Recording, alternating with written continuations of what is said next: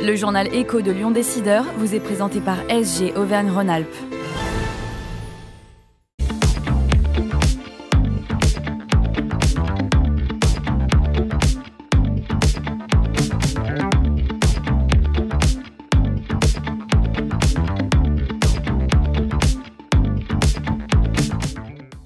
Bonjour et bienvenue dans le journal Écho de Lyon Décideur. L'entreprise lyonnaise fêtera ses 40 ans l'an prochain. Elle revendique le titre de leader sur le marché de l'accueil téléphonique avec la bagatelle de 300 000 messages téléphoniques produits l'an dernier. Alain Coulas, fondateur et dirigeant d'ATS Studio, est notre invité aujourd'hui. Bonjour. Bonjour. Merci d'avoir accepté notre invitation. Alors, comment vous est venue l'idée de créer ATS Studio? Est-ce que vous en avez eu marre à un moment donné d'entendre les 4 saisons de Vivaldi quand vous étiez en attente téléphonique? Alors, j'avoue que c'est un peu ça. Par chance, j'ai arrêté mon ancien métier de saltimbanque en chantant un peu partout sur les scènes. Et lorsque j'appelais ma mère, qui était standardiste à la Fnac, il y avait toujours le même message avec la même musique. À l'époque, en 1985, quand il y avait de la musique, il y avait de la bande magnétique. Quand il y avait de la bande magnétique, c'était un travail de studio. Et à l'époque, j'avais un studio multipiste pour préparer mes albums. C'est parti. C'était parti comme ça. Alors, qui contrôlait le marché à l'époque? À l'époque, un seul acteur, CEME à Paris, avec le père, monsieur Étienne, un vrai monsieur charmant, un capitaine d'ailleurs d'industrie, lui, et qui avait un seul souci, c'est que ces messages, il ne pouvait les livrer qu'en 3 semaines minimum. Et puis, Alors justement, quelle a été votre stratégie eh pour bien, croître jusqu'à cette position de leader aujourd'hui? petit studio avec une seule vraie directive pour moi, le service. La qualité, ça va de soi au niveau du son. Et notre premier client, on lui a annoncé que ATS allait livrer en 5 jours. Première annonce et pari tenu. Et alors sur le coup, vous ne croyez pas, Ah ben ça, c'est sûr que presque pas chiche. Eh bien si, et c'était d'ailleurs monsieur Hervy à Saint-Étienne.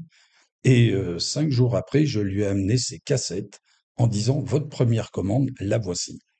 Voilà, alors ça, c'était le premier client. Et puis, vous vous adressez aujourd'hui alors à tout type d'entreprise, des TPE, PME, aux grands groupes, en passant par les acteurs publics, les collectivités locales. Est-ce que l'approche est un peu différente quand même suivant les clients? Ils ont tous des moyens de communication. Ce qui va changer, c'est leur approche de communiquer envers leur propre clientèle. Alors là, il faut que nous, nos conseillers clients, soient très agiles pour passer, on va dire, d'un restaurant à une administration. Et donc, le mode de communication, le conseil qui sera donné par les conseillers, c'est lui qui va vraiment œuvrer pour faire communiquer ces différentes entités. Mais l'objectif, c'est qu'ils soient servis, même qualité, même délai, quelle que soit la taille de l'entreprise et le secteur d'activité. Alors, vous expliquez l'importance de la réactivité pour le premier client et pour tous. L'idée, c'est de savoir délivrer un message en quelques heures parfois ou en quelques jours maximum de toute façon. En cas d'urgence, 2 heures, c'est possible. On a vu malheureusement avec la Covid où il a fallu faire très très vite. Et par contre, tous nos clients aujourd'hui, le délai, allez, je vais dire qu'on respecte à 99,5% des cas le délai demandé par le client, qui est généralement de 3 à 5 jours. Hmm. Alors, il y a les messages téléphoniques, il y a l'identité de marque, de produits ou d'événements. Vous faites aussi des podcasts. Votre gamme est très large. Dès l'instant où une entreprise communique avec du son, je crois bien qu'on arrive à pointer une oreille et à faire quelque chose. Donc c'est vrai, des podcasts d'entreprise, on fait des tutoriels animés de telle sorte à ce qu'un tutoriel, eh bien, il y ait un son qui permette de captiver et de redonner de l'attention à ceux qui regardent, par exemple, un PowerPoint. Qu'est-ce qu'on fait d'autre? On fait, oui, de l'identité sonore.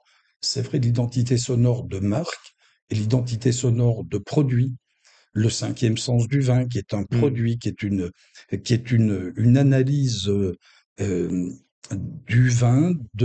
On part de la mesure de la couleur pour faire toute une série de contraintes pour le compositeur, tout comme le vigneron a des contraintes, hein, Hmm. la pluviométrie, etc., etc.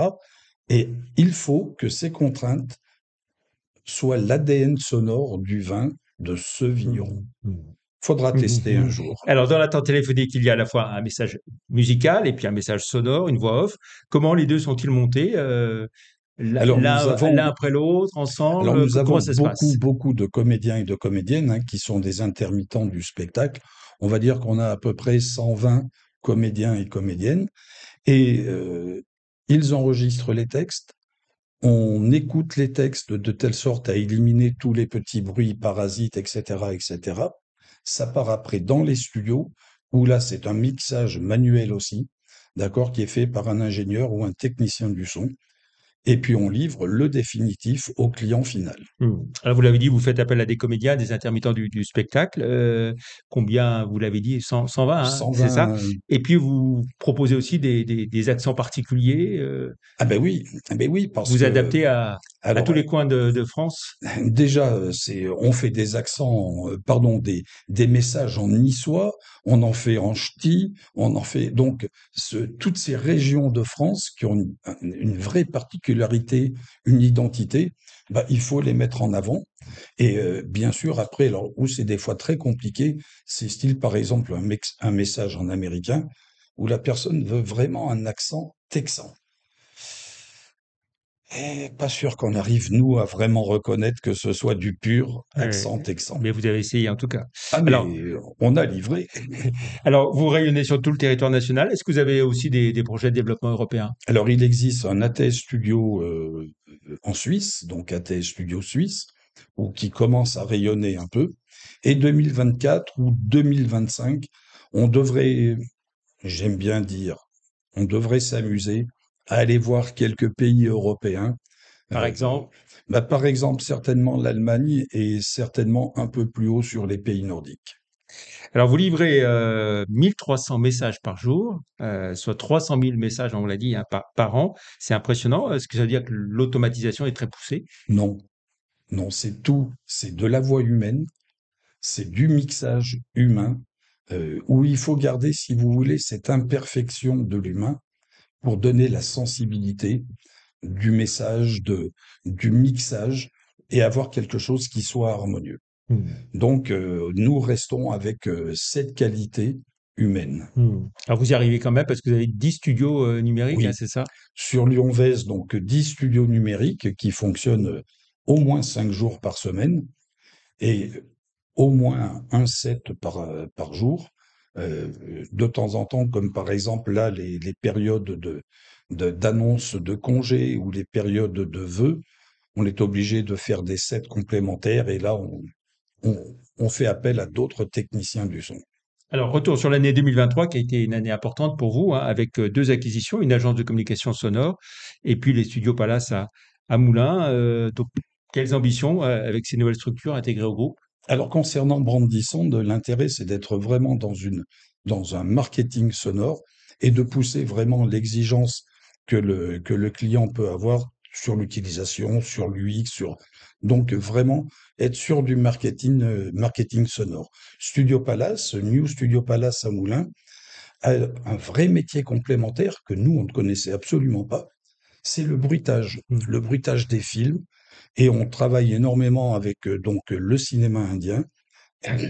Et là, par exemple, nous mixons actuellement des séries pour OCS et Netflix. Et j'ai découvert comme un gamin un nouveau monde sonore. C'est fabuleusement amusant. Voilà. Et puis, vous avez décroché un prix d'ailleurs. Oui, alors New Studio Palace donc a décroché le prix du meilleur sound design d'Asie. Et c'est une belle récompense pour ceux qui ont travaillé, notamment Théophile Collier qui a travaillé sur ces films indiens. Alors, 2023, donc un chiffre d'affaires de 7,5 millions d'euros, hein, progression de 3,5% par rapport à 2022, donc une belle année. Une belle année, c'est bien d'augmenter le chiffre. L'important, c'est de consolider les marges pour pouvoir investir et continuer d'investir tant sur l'humain que au cas d'autres activités. Et donc, 2024 s'annonce aussi sur une très belle tendance. Alors, vous dites que vous visez encore 50 000 nouveaux clients, c'est ça? C'est le minimum. Si les commerciaux m'entendent, Ils savent bien que c'est le minimum 50 000. Donc, ce qui représenterait une croissance de quoi, 12 à 14%? On devrait faire 12, oui, au moins 12% en 2024.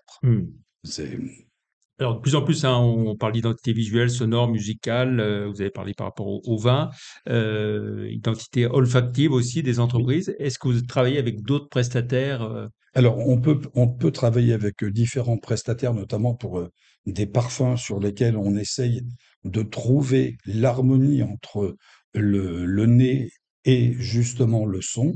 Et ça, pareil, c'est une nouvelle aventure qui se dessine doucement. Ce que j'aime bien, moi, quand nous sommes dans cette aventure, c'est d'avoir des choses qui soient mesurables, qui soient exactes. On peut faire de très belles compositions, mais qui sont des interprétations d'un moment. Alors que quand on travaille avec une entreprise, ils veulent vraiment leur ADN et pas simplement l'interprétation.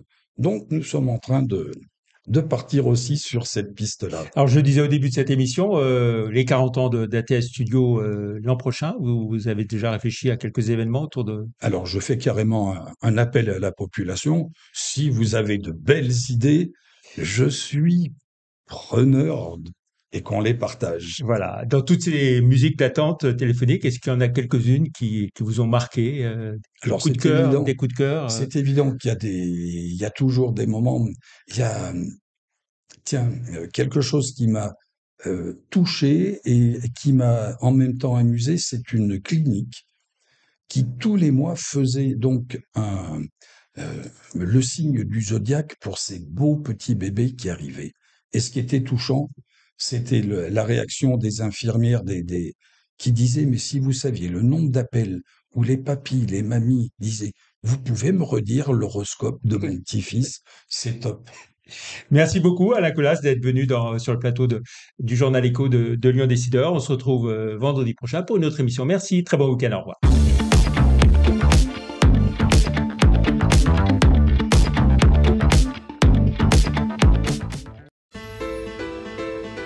Faites grandir vos idées avec SG Auvergne-Rhône-Alpes.